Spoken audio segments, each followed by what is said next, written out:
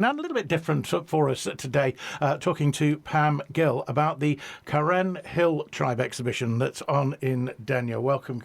Pleased to meet you. We've just been talking a little bit about the tribe, and I want to start at the beginning, though, if I might, Pam, and you tell us a little bit about yourself and how you started in photography in the first place. Okay, so on my 7th birthday, I got a beautiful green velvet dress, a teddy bear and a camera. And wearing my dress, I took a picture of my teddy in a window sill, and it came out from the chemist in silhouette because I photographed into the light.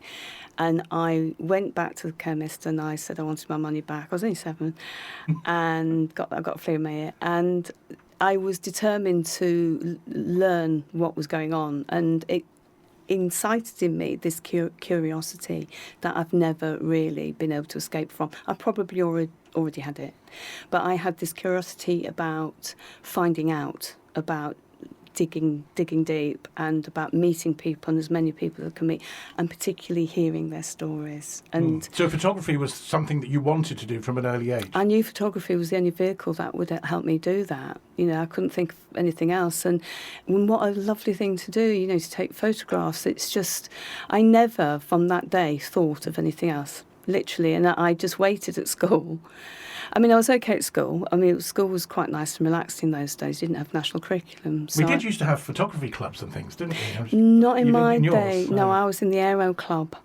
Right, okay.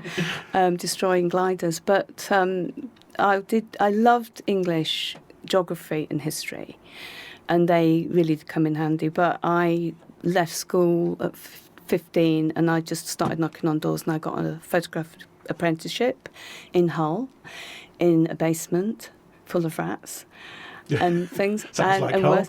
And the boss, you know, just used to throw me the keys and let me open up, and I used to go in the dark room and he'd leave me loads of printing and developing to do, and eventually after 2 years I became really good at it, but he wouldn't let me use a camera because I was a woman, young woman, so I wasn't allowed. So my solution to that was, because of my determination and my curiosity, was to take his cameras when he left, and he thought I'd locked up, on a Thursday, Friday and Saturday, Thursday, Friday, Saturday nights, and I'd go around all the nightclubs with loads of makeup on, looking 18, and I'd take photographs and charge everybody 50p each. And right. I'd go back in on Saturday morning, because he didn't open on a Saturday until the afternoons after the weddings or whatever, and I'd print all the stuff using his chemicals and his paper and everything. And me and my 8-year-old sister set up a business. She'd do the envelopes. Wow. And she'd sit the stamps down and lick the envelopes, and my mum used to scream at me because they thought she'd get some toxic poisoning. But she had to do it because I had the handwriting of a serial killer, so I couldn't. You can't read my handwriting. I'm not quite sure. Yeah, or a doctor's. Okay, but not that they're the same sort of thing, of course. So this all led to a scholarship or uni? Yeah, so what happened, because I was doing that and I was kind of having to be self-determined, which is a nice word for being sneaky, by getting my hands on this camera, I had to get my own camera. So it really forced me out there, and I left home at 17 and moved to Brighton and hustled, really. And I used to borrow friends' cameras and take documentary photographs, and, you know, Brighton was a very trendy place, and the thing that saved my bacon was I had really good printing skills. I was a really good darkroom printer. So actually he did you a favour, didn't he, really, I suppose, all those years? Yeah. Okay. I was really, really good. So, and then I started getting little jobs, you know, for little magazines, and I applied to do the Newport course because it was the only course really in the world that did documentary photography, and it's run by Magnum, David Hearn, and anybody knows that photography, you know, Magnum is very prestigious, the best photographic agency in the world for documentary photography, and they only did 6 scholarships, and eventually I got landed with a scholarship, and I was... That's quite exclusive. Very. You was only taught 1-to-1. And you didn't do any study, because it was just taken as read. You would get your noses into the books. Technically, I knew all the stuff. It was looking at images, and they had the best photographic library there. And they'd you'd be given a job at 10 o'clock in the morning. You'd have to go out and it's like take a picture of somebody buying something, two people buying something, or a group of workers. Or it's almost like being set an essay, but it's, you have to portray that in a photograph and capture the image. And, absolutely, it's assignment. You were given an assignment, and you had to be sat there with it, printed and ready on a contact sheet to be critiqued at 4 p.m. every day, and they would get the world's best documentary photographers. Like the world's, all of them. David Tone was amazing at getting people in and pulling favours. I'm sure not many of them were being paid because it would have been so expensive, but they did it for him, and they wanted to feed their skills and knowledge into the next generation. And there's very few women. That course did level out the playing field quite a bit, but there's only 6 students from around the world. Wow. Yeah. So I'm guessing that with that sort of exclusivity, then it does lead to some pretty interesting opportunities then. Yeah. I mean, I think the first summer holidays I had at college, I was doing some work for Parry Match. And wow, that's, from student to Parry Match. Wow. Yeah. Yeah, I certainly didn't have the wardrobe for it. Shame it didn't come with it. And it's expensive. So I was telling you earlier, I was doing this job. I decided to become a wedding photographer. And the unfortunate thing is, we was in Newport, South Wales, and we had a fantastic student bar, and we'd overnight in the student bar. So I'd turn up to this wedding. And the first wedding I did, I turned up and I had these scruffy jeans. I didn't have many clothes, I didn't have much money, and documentary photographer boots, which were Doc Martens, and and I looked for the worse for wear because I'd been sleeping on the floor.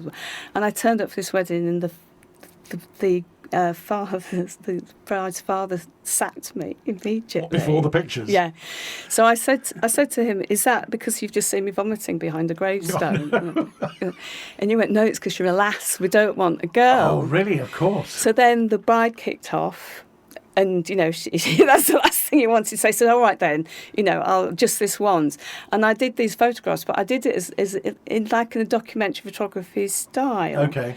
And they loved it. And they showed their friends. And I ended up being the go-to wedding photographer for all these miners and all these steel workers in very working class area of Newport. And I got to know, I love that community so much. Do you count that as like your real start? Definitely. Earning? Did you earn good money though at that point? Well, I probably wasn't charging enough. I didn't know what the hell I was doing. But some of the work that I got then, would work well in an exhibition today because it was just mental. It's interesting that you took that approach as well to film, just to take pictures of things like weddings, in that documentary style, which has now become fashion. It's vogue now. Exactly. Everybody's doing it now. I was talking to a wedding photographer last week, 2 weekends ago in England, and I was watching her work.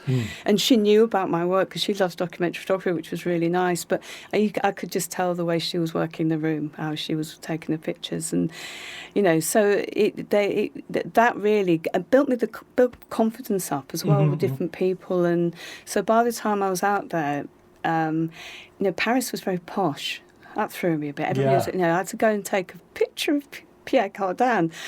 Good Lord. And it's a lot of portraits. And he said, "We're going on this, and I said, "Oh, right, okay," with my broad Hull accent.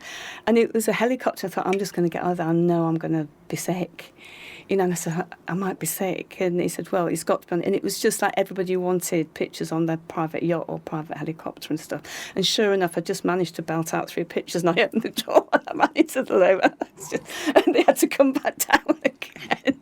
But I got the shot. Wow. I got the shot. That's amazing. And I do remember, of course, that Parry, that was the magazine to be in, wasn't it? It really was. Lots of shots of the great and the good at that time. I've just found a picture when I was editing this, actually, because what happened because of the Paris, the French closure in August. Writers can write ahead of the time or whatever, and I see. But photographers have got to be there. Yeah. So I had to cover whatever was happening in August. I was just there in August, and it was a good experience, and it built my confidence up. But all of these different experiences, they're just very, very different things. I had, when I came back from England after doing the tribal land rights story in Australia with Indigenous Australians. There was a picture of David Niven on the end of the roll, and that must have been the last picture I took before leaving Paris. And I thought, I'd even forgotten I'd taken a picture of him, and he was so charming. Well, explain a little bit then about that leap from taking those sort of pictures of the almost like the paparazzi of the day, as it were. Yes. The official photographs though for the likes of Parry Match.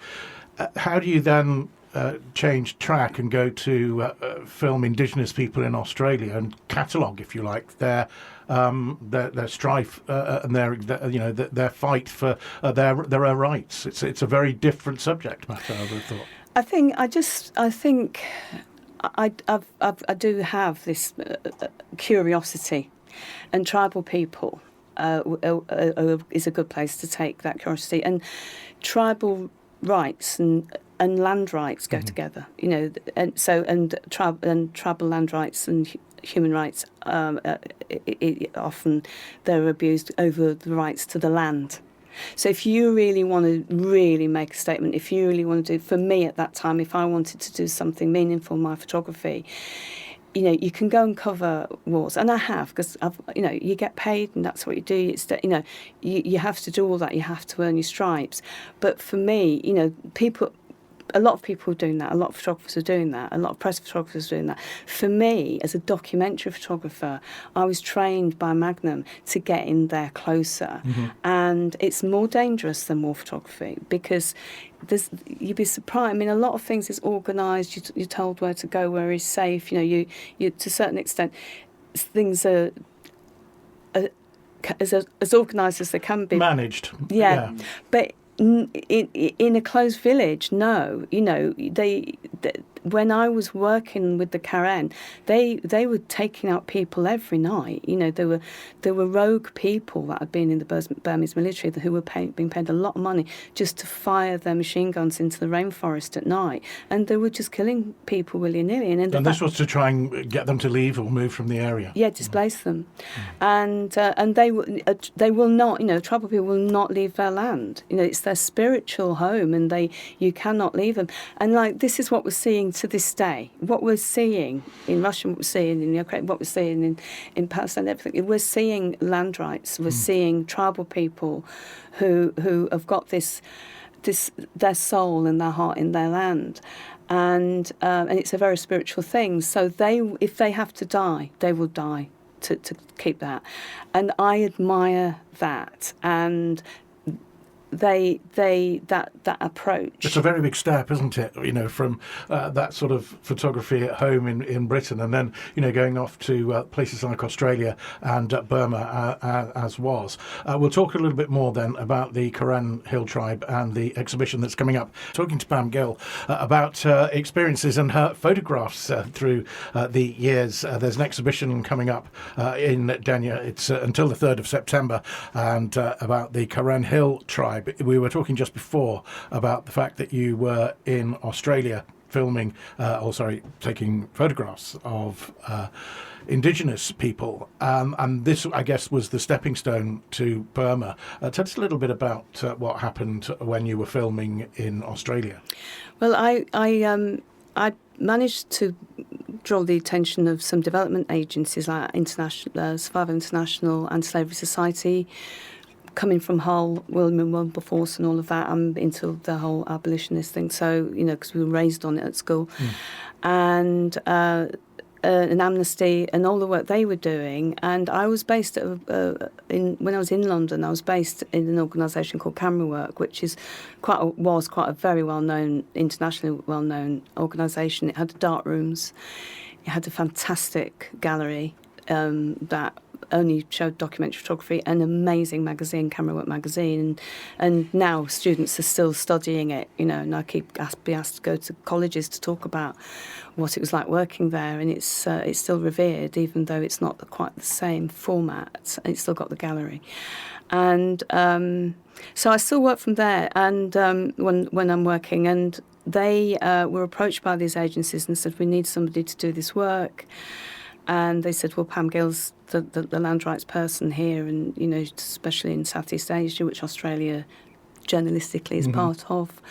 And so I done some work on some other land rights kind of related stuff with the agencies, and I'd come across information about Indigenous peoples in Australia and their lack of rights, their lack of education, their lack of housing, their health issues, and the fact that they were having a particularly bad time because there was reports coming through of Aboriginal boys being found murdered and left in ditches, and they weren't even being investigated and things like that. So this is just something that is like it's quite a difficult subject matter as well, particularly for if you're documenting I was photographic 25. evidence. Yeah, I was 25, and it's almost like you can't believe it. Oh, I know, it's like I've got to go and see it for myself. I can't believe that this would be allowed in those days, and it's very different now, very, very different now. But then it was a really difficult subject, and that was still sort of early to mid 80s. Yeah. So I got commissioned to go over to take Bob Hawke's photographs, right? Because I used to do elections as well. That's the other thing. So I was sent over there to do Bob Hawke's pictures for the Australian election when he became Prime Minister, and you get 10 minutes to quickly get a caption for your photograph, basically. And I just had to sort of say it, where are all the Aboriginal people? Is there any candidates? Where are they in your campaigning? Where's the manifestos about what their needs? And so he just said to me, right, okay, I'm going to get you. We will answer that, I promise. And I didn't know at the time, because I only just landed 2 days before, that he had said that if he got elected, he would restore Aboriginal land rights to Indigenous people. So I was taken to one side by his aides, and they said, look, we can work with you on this. Do you want to cover it? And I said, yes, I do. So I had to ring back to base and ask for some more money and more time. So this is what got you into this sort of sphere, this area, and led to the opportunity then to go to Burma. And this was quite a heavy deal with the Anti-Slavery Society, but so basically you were headhunted to go on this particular trip. Yeah, because I did that work, and in Australia I had their attention, and so when they wanted to do the work with the Karen Hill tribe, which is on the Thai side, it's the Burmese-Thai border,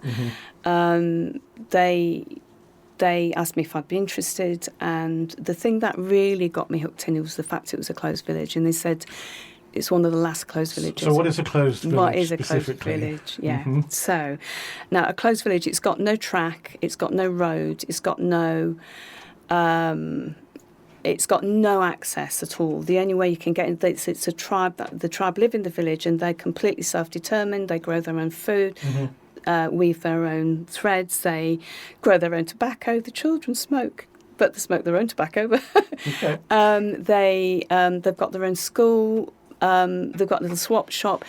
Cut off completely then from the rest of society. Completely cut off. So, and is that still the same today? Or? No, I it was the last closed village, and that is why these development agencies were jumping up and down.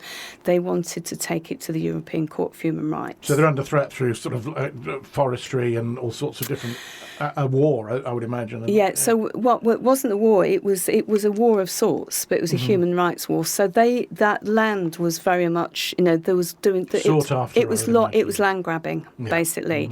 And the thing is, if you grab rainforest, you get the money from the logging.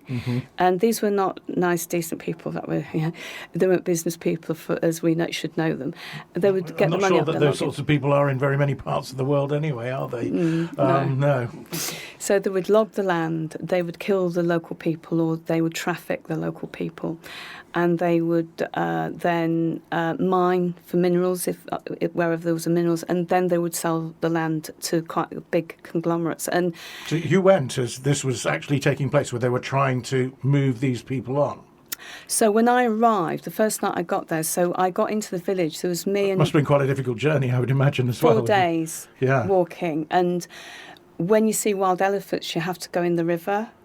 and walk in the river, because the wild elephants will chase you and they will get you and they will kill you. But if you're in the river, so they don't like water, all or of a sudden, elephants they meant to, or is it just they can't track you? They can't track you, Tim, and they can't run as fast. So when the trackers would know where the wild elephants were, and we'd have to go through the river, which is why I know how to remove a leech from your nooks and crannies. Yeah.